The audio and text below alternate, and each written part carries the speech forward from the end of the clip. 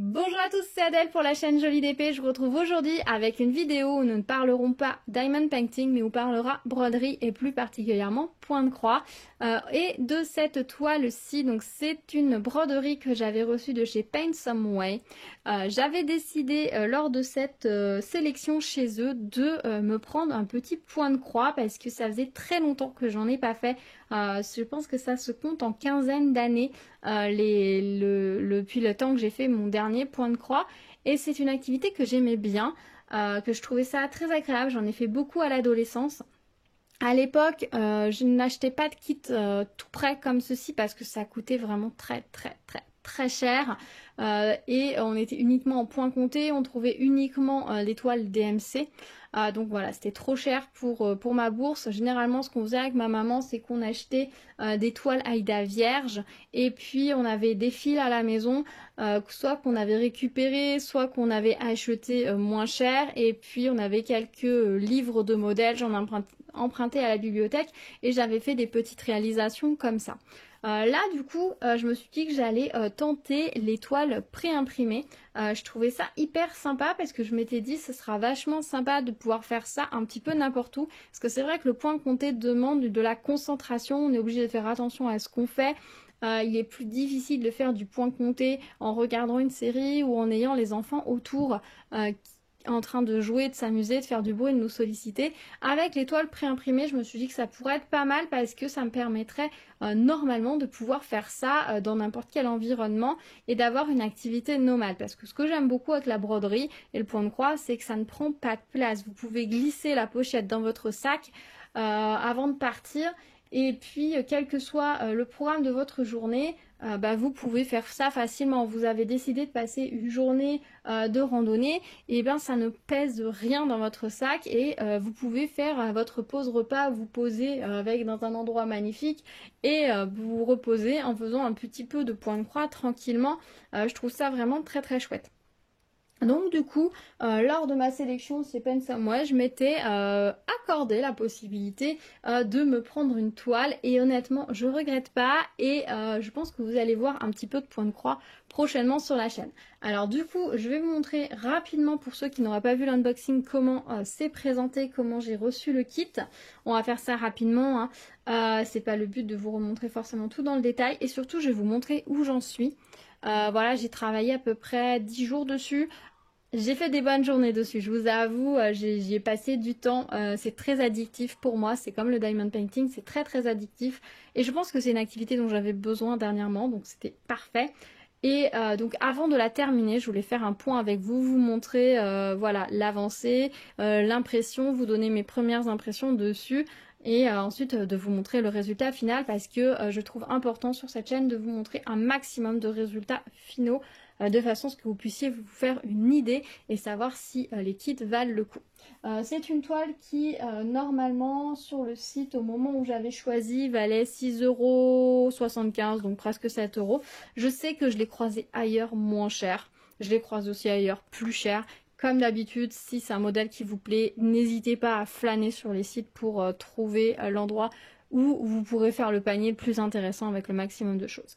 J'avais choisi un modèle, je le reconnais, un peu vieillot, qui peut faire un peu plus vintage, voilà, mais c'est un choix 100% assumé. J'aime beaucoup ces points de croix avec des fleurs. Je trouve ça vraiment charmant, et l'idée c'est de pouvoir ensuite faire du patchwork tout le tour pour en faire une housse de coussin.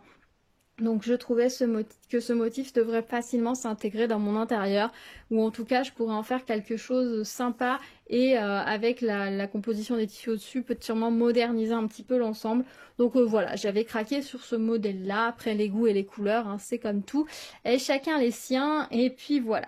Alors j'avais reçu tout ça dans une pochette plastique comme ça, zip en haut. On voyait ceci par transparence, et au dos on a toutes les instructions.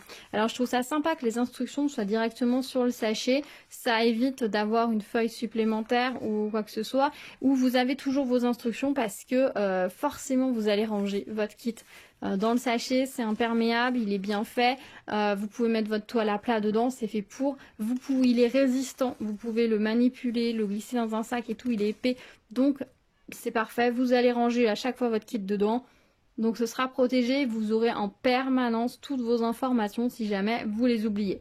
Donc on a les informations rapidement en anglais, mais avec des illustrations, donc ça peut vous permettre de vous guider. Ensuite, on avait la petite feuille comme ceci avec le modèle. Alors, je vous avoue que le modèle, les contrastes sont pas tout à fait les mêmes que les fils que j'ai reçus. Mais ça, après, ça fait partie du jeu. Et après, faut, comme pour le diamond painting, il ne faut pas préjuger d'une toile ou d'un... tant qu'on l'a pas terminé, que toutes les couleurs ne sont pas posées. Parce que généralement, l'impression qu'on a en cours de route et le résultat final est souvent différent. Donc, ne présagez de rien tant que ce n'est pas terminé. C'est indiqué que c'est en coton, que la toile est en coton, que les fils sont en coton, que j'ai aussi l'aiguille et les instructions. C'est une toile qui faisait 31 par 31, c'est taille totale de la toile, pas du motif, taille totale de la toile. C'est un 14 CT, donc il me fallait 2 brins. Voilà, et là on a le nom du modèle. À l'intérieur, j'ai ceci dont je me suis absolument pas servi. Donc c'est la grille de modèle. Alors quand on faisait du point compté, on n'avait que ceci et les toiles Aïda et il fallait compter par soi-même. Moi je vous avoue que je m'en suis pas servi. Ils nous les glissent dans les kits au cas où on ait un souci, qu'à un moment donné on ait des décalages ou qu'on ait un doute sur une couleur, puisque au bout d'un moment, certaines couleurs sont entre d'autres fils, donc on peut... Au bout d'un moment, avoir un doute, ça va permettre voilà, de pouvoir s'aider, s'éclaircir au besoin. La suite est de l'autre côté. On a à nouveau la grille DMC ici avec les numéros des fils sur la petite cartonnette, les numéros des symboles ici et puis les fils DMC. Alors, sachant que les couleurs, les symboles ici sont les véritables couleurs du modèle, ce qui n'est pas le cas sur la toile. Donc ça, à la limite, après, vous pouvez le garder. Si quelqu'un veut refaire la toile en point compté, avec ça, il a toutes les informations. C'est censé juste vous aider, voilà, pour si à un moment donné, vous avez un doute par rapport à votre toile imprimée. Ensuite, j'ai ma toile et mes fils. Donc, les fils sont comme ceci, sur une petite cartonnette où on n'a que les numéros. Voilà, on avait un petit sachet avec 2 aiguilles, donc il y en a une ici et l'autre je l'ai sur ma toile. Et donc voilà tous les fils au niveau des couleurs. Donc les fils, chaque fil se compose de 6 brins. C'est une toile en 12 CT, donc c'est écrit ici 12 CT 2 brins. Donc à chaque fois que je fais une couleur, il faut que je dédouble en des fils. Et donc je vais prendre juste les 2 brins et les autres je les raccroche à chaque fois. Comme ça il n'y a pas de souci. Donc c'est très joli toutes ces couleurs. Et voilà ma toile. Donc je vous ai dit que j'avais la deuxième aiguille, elle est ici. Et donc voilà ma toile où j'en suis. Donc ici vous avez la partie imprimée. C'est à ça que ressemblait la toile à la base. Alors comme vous pouvez le constater, elle est imprimée de façon très claire et très correcte. Les symboles sont bien sur les croisements. Puisque, je vais utiliser mon aiguille, puisque l'idée c'est que chaque point va être sur un croisement ici. Donc si vous regardez le carré vert ici, on a bien un point à faire ici. Quand vous avez des numéros ici, ça veut dire qu'on est dans la zone, c'est la couleur la plus dominante de la zone. Donc là, c'est le 22, c'est ce vert clair. C'est-à-dire que toute cette zone, là où il écrit 22, ce sera en vert clair et que c'est la couleur dominante de cette zone-là. J'avais une autre zone, je sais plus où, là je vais avoir écrit aussi 22, par ici aussi, enfin il y a plusieurs zones où c'était écrit des numéros comme ça. Ça veut dire que cette zone-là, la couleur dominante, c'est cette couleur-là, c'est le 22 si jamais vous aviez un doute. Donc l'impression à la base est vraiment dans des couleurs très très contrastantes qui n'ont rien à voir avec les couleurs de ce que vous allez poser dessus.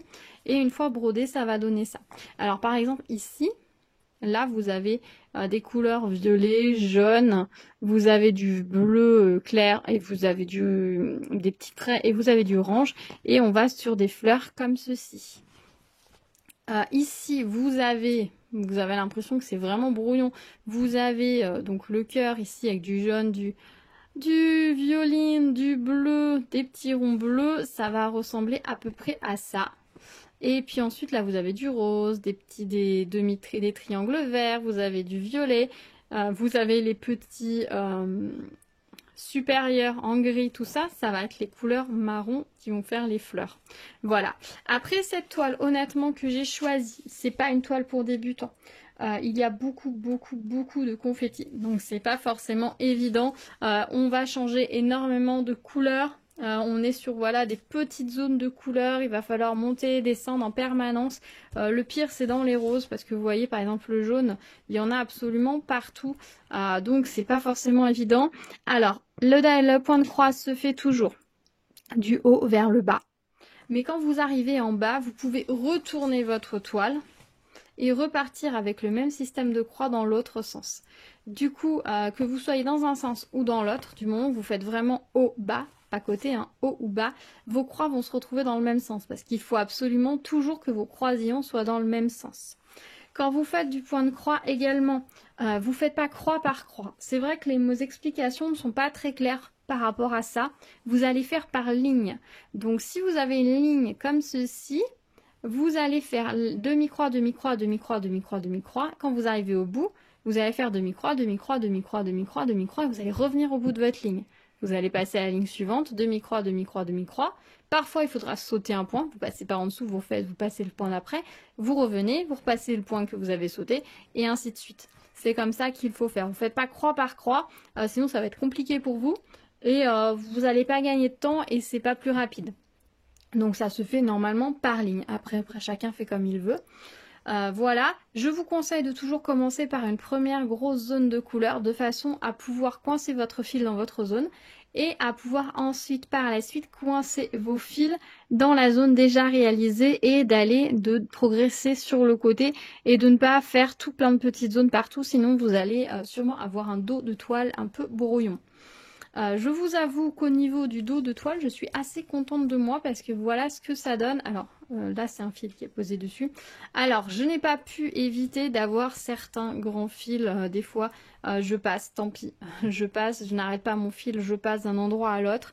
Quand je peux au maximum, je vais recoincer mes fils par dessous avant de passer d'un endroit à l'autre, pour éviter d'avoir des grands fils qui traînent et qui s'accrochent. Mais vous voyez ici, par exemple, quand j'ai fait le vert, le reste n'était pas fait, donc il est en suspension par-dessus. C'est pas très grave, mais moins vous avez de fil qui va pouvoir s'accrocher derrière, mieux ce sera.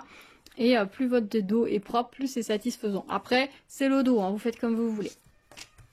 Voilà où j'en suis, donc je suis contente de moi. Alors ça donne un peu des impressions, par exemple ici, on voit, si je rapproche, on a l'impression que les croix sont plus fines que d'autres.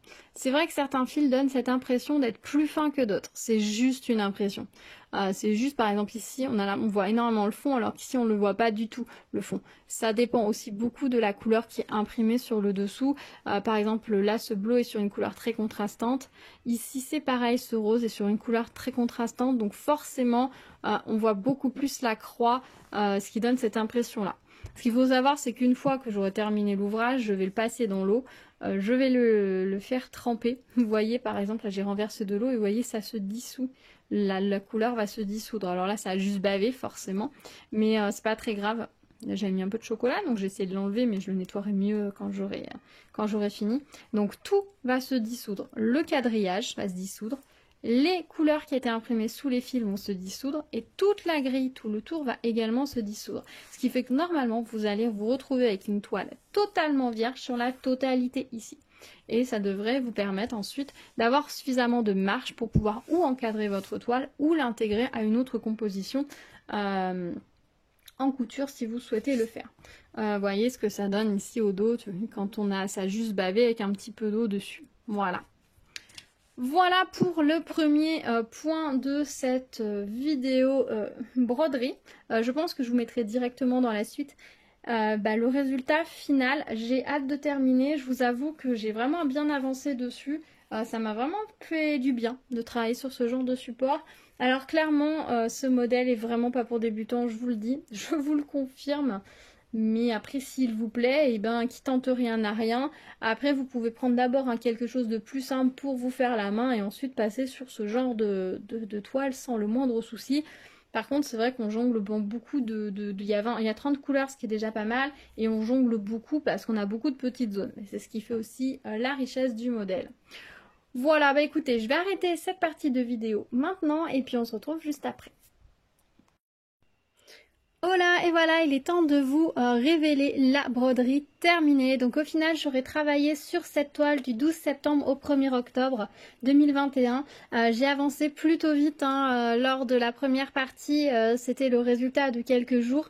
J'ai ensuite un petit peu ralenti le temps de travail dessus, surtout la fin en fait. J'ai vraiment, les derniers jours, j'ai pas mal traîné, j'ai passé plusieurs jours sans travailler dessus et puis finalement je m'y suis remis et je l'ai terminé. J'avoue que sur la fin pas mal de confettis ça m'avait un petit peu découragée, donc j'avais mis un petit peu de côté le temps de retrouver la motivation et de la terminer. Alors honnêtement je suis très contente du résultat. On va regarder ça parce que je ne l'ai pas sortie, elle est encore dans la pochette. Voilà ce que donne la toile terminée. Donc là, elle n'est pas lavée encore, hein, vous voyez, on a encore tout le marquage. Je voulais vous faire un petit point avant le lavage pour plusieurs choses. La première chose que je voudrais vous dire, au niveau des symboles. Donc vous pouvez le constater, par endroits, on avait un léger décalage sur les symboles. Ça se voit un tout petit peu ici, un tout petit peu ici. C'est vrai que sur certains, ici aussi, à un moment donné, il a fallu que je fasse un choix de savoir où était le symbole. Donc je suis partie sur les symboles qui étaient vraiment bien marqués et j'ai ensuite repoussé un petit peu mes croix, enfin j'ai fait en sorte de les rapprocher de façon à être plus juste. J'aurais pu me reporter au pattern pour pouvoir vérifier ça. Honnêtement, j'ai eu la flemme, j'ai fait comme ça a bien fonctionné. J'ai fait tous les croix où j'étais sûre de la couleur, qu'elle était bien positionnée au bon endroit, et ensuite en termes de proportion j'ai rectifié, remis comme il faut et c'était nickel. La deuxième chose, c'est au niveau des symboles. Une petite chose que j'ai constatée, que je n'ai pas forcément fait attention au départ, c'est que certains symboles sont moins lisibles que d'autres. Donc les symboles les moins lisibles que d'autres, je vous conseille de les faire en premier, de façon à vraiment garder la possibilité de bien les repérer sur la toile. Ce sera déjà plus facile, ou dans la zone où vous travaillez, pas forcément toute la toile d'un coup. Cette toile, il y avait beaucoup de confettis, on n'avait pas de grosses zones, donc j'ai pas pu commencer comme certaines toiles à faire une grosse zone et en me disant bah c'est bon. Parce que par exemple même là dans le vert foncé, en fait vous avez plusieurs verts, c'est pas forcément visible, mais quoique non, là c'est peut-être les grosses zones, c'est peut-être ça quoi. Ça c'est une grosse zone et puis et là encore il y a plusieurs verts. Donc on n'a pas vraiment de grosses zones sur lesquelles travailler. Il faut commencer par une grosse zone, comme ça vous fait un point de départ ou rentrer vos fils par la suite, etc. C'est plus facile, mais il n'y en a pas réellement. Ensuite, au niveau des symboles, vous voyez que au niveau des roses, on est vraiment sur des teintes de rose. Attention, la couleur 5 par exemple est un symbole rose qui était dans les roses. J'ai fait l'erreur à un moment donné de ne pas faire ce symbole dans les premiers. J'aurais dû, honnêtement, si par exemple dans la zone où vous allez mettre des fils bleus, vous avez un symbole bleu, commencez par celui-ci. Si dans la zone où vous avez beaucoup de couleurs roses et rouges, vous avez un symbole rouge ou un symbole rose, commencez par celui-ci, tout simplement parce que sinon vous allez vous noyer et le perdre. Le symbole 10 par exemple correspondait à du jaune. Si je vous montre sur la carte, ça correspond à du jaune. Donc ça n'avait aucune importance d'avoir du rose foncé ici. Par contre, le rose clair qui correspond à du rose foncé était dans la zone où il y a du rose. Et on a une couleur de fil rose clair. Le rose clair, c'était le 9, le 8 et le 7. Donc les couleurs, je vous ai dit 7, 8, 9, donc ces symboles-là, ils sont aussi dans les zones de rose. Donc quand vous avez fait les symboles clairs, si vous n'aviez pas fait d'abord le symbole foncé, vous vous retrouvez avec des symboles rose clair et des fils rose clair posés et c'est illisible. Donc faites bien attention à ça dans les toiles pré-imprimées, à regarder quels sont les symboles d'une zone de couleur et quelle est la couleur de fil que vous allez mettre de façon à éliminer le symbole non lisible dedans. Par exemple les verts, le petit rond vert comme ceci, c'est un fil vert, donc il faut le faire tout de suite, sinon après vous avez plus de mal à le voir. De façon générale, les ronds sont moins lisibles, les traits fins sont moins lisibles. Le petit supérieur A, lui, est carrément pas forcément super lisible. Alors là, il était dans des zones claires, donc ça allait. Mais certains symboles, vous allez vous rendre compte très vite, sont peu lisibles. Le petit trait rouge, celui-ci aussi, il est peu lisible. Donc n'hésitez pas à les faire rapidement, de façon à pouvoir ensuite travailler avec les symboles les plus clairs. Au niveau des fils, voilà ce qu'il me reste. Alors je n'ai plus de la couleur numéro 1. Je ne sais plus laquelle c'était. Il y a des couleurs que je n'ai plus. le 6 aussi. Alors il n'est pas impossible que je me sois embrouillée à un moment donné. Au niveau là des couleurs roses, il me reste vraiment pas beaucoup de fils, mais c'est possible aussi qu'à un moment donné je me suis un petit peu embrouillée, mais je crois pas. Pourtant j'ai été à l'économie de fils, hein. Clairement sur toute cette broderie j'ai vraiment été à l'économie de fils, à éviter les gaspillages, à faire les arrêts les plus courts, mais sur certaines couleurs je trouve qu'ils sont un peu radins. Par exemple ce bleu là il me reste encore tout un fil nickel. Alors j'en ai pas besoin. Certaines couleurs, voilà. Là les fils sont pliés en deux, donc du coup ça donne l'impression qu'il y en a quand même pas mal. Mais sur certaines couleurs, vous voyez, le blanc, il me reste même pas une longueur de fil. Là où c'est pareil. Là il me reste 4 fils. Il y a certaines couleurs où on a assez et d'autres je trouve qu'ils ont été un petit peu légers. Sur les autres kits Joy Sunday que je suis en train de faire, j'ai pas ce souci là. J'ai l'impression qu'ils ont été plus généreux. Alors est-ce que c'est ce kit là qui avait été vu un petit peu à la baisse? En tout cas je vais le signaler aux vendeurs de façon à ce qu'ils fassent remonter l'information. Parce que c'est vrai que quand on a deux couleurs qui finissent pile poil, c'est jamais bon signe. Au niveau des aiguilles, il m'en reste plus qu'une sur les deux. J'ai rangé la dernière parce que j'ai cassé le chat de l'aiguille, a fini par casser le premier. Mais bon, ça, à la limite, c'est pas très grave, ça arrive fréquemment, hein. Au bout d'un moment, on peut casser une aiguille. Voilà ce que donne mon dos. Alors au début, je m'étais vraiment bien appliquée, à la fin, peut-être un petit peu moins. Je suis assez contente de moi, je trouve que c'est assez propre, sachant que j'utilise pas la technique de la boucle au départ. C'est une technique que j'ai pensé utiliser qu'après. Que je utilise sur d'autres projets, je l'aurais connu, j'avoue, je connaissais pas la méthode, j'aurais connu cette méthode dès le départ pour faire cette toile-ci, ça m'aurait simplifié la vie vu tous les confettis et le fait d'avoir besoin de petites longueurs et non pas de grandes longueurs, ça m'aurait peut-être été un peu plus simple. Mais franchement je suis assez contente de moi, je trouve que les finitions sont plutôt pas mal. Alors moi j'avoue que je fais, pour arrêter, je passe mon fil, je le repasse dans le fil que j'ai brodé et dans 2 mailles de la toile et ensuite je repasse dans la boucle avec mon fil, ensuite je vais l'arrêter, je reviens en arrière et je vais le réarrêter plus loin. Je fais une gros arrêt comme ça tout simplement parce que je veux intégrer ce motif dans un coussin et que j'aimerais pouvoir qu'il soit lavable et manipulable sans risquer que des fils sortent. Voilà, quand on fait un motif pour pouvoir l'intégrer dans un cadre, il y a moins besoin que les fils soient arrêtés solidement. Moi j'arrête franchement parce que je pense que cette jolie toile finira en coussin. Voilà, alors au niveau des petites croix, je suis contente de moi, je trouve que c'est assez régulier. Bon, il y en a peut-être une ou deux qui sont malheureusement pas 100% régulières. Alors par endroits, vous avez l'impression que les fils sont super fins, c'est juste que la couleur du dessous ressort plus, c'est vraiment rien. Donc là, ce que je vais aller faire, c'est que je vais aller le passer dans l'eau pour effacer donc tout le pourtour et tous les symboles, etc. Et puis je vais revenir vers vous pour vous montrer la toile terminée, vide de toute impression. Donc j'ai hâte de voir ce que ça va donner. Sur cette toile, il n'y avait que des croix, pas de point arrière, pas de demi-point. Donc c'était vraiment très agréable, très facile à faire. J'avoue que j'apprécie quand on a fini une toile, qu'elle soit finie. Enfin, quand on a fait toutes les croix, qu'on n'ait pas besoin de revenir avec du point arrière. Mais bon, certaines toiles sont vraiment beaucoup plus jolies quand on a du point arrière. Donc forcément, ça dépend du motif, je la trouve très belle. Il y a d'autres couronnes comme ça, enfin un cercle de fleurs. J'avoue que je pense que je vais me laisser tenter. Au début, j'étais un petit peu vaccinée du confetti quand j'ai terminé cette toile. Et maintenant, en fait, ça me fait absolument pas peur de rattaquer une toile de ce genre. Et même ça me fait envie, donc je pense que vous reverrez passer d'autres motifs de ce genre. Je sais, ce ne sont pas des motifs contemporains, vous allez voir des choses plus contemporaines sur la chaîne aussi, c'est promis. Mais voilà, pour cette toile, je suis très contente. Ça faisait pas mal de petites croix et je m'en suis bien sortie, c'était vraiment un grand plaisir.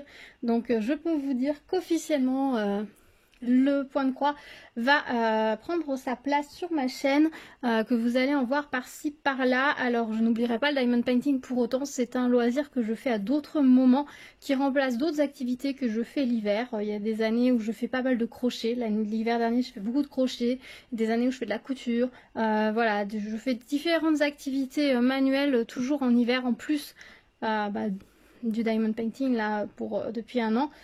Et ça marche très bien, c'est une activité nomade que je peux faire sur mon canapé, etc. Donc c'est royal.